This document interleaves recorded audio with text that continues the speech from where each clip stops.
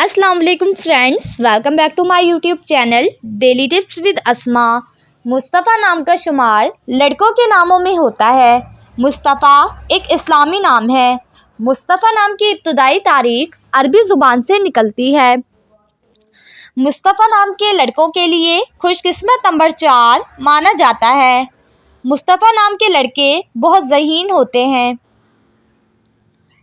मुस्तफ़ा नाम के लड़कों के लिए खुशकिस्मत दिनों में इतवार और मंगल और जुमेरात का दिन शामिल है।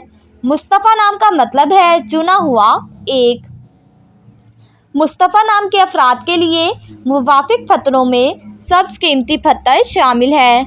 मुस्तफ़ा नाम के लड़कों में ज़्यादातर समझदार लड़के पाए जाते हैं। मुस्तफ़ा नाम के अफराद के लिए मुवाफिक रंगों में सुर्ख और नारंगी रंग शामिल है।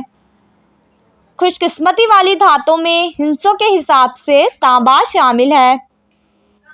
फ्रेंड्स, अगर आप अपने नाम का मतलब जानना चाहते हैं तो कमेंट बॉक्स में अपना नाम लिखें। इंशाअल्लाह हम आपके नाम की वीडियो ज़रूर बनाएंगे।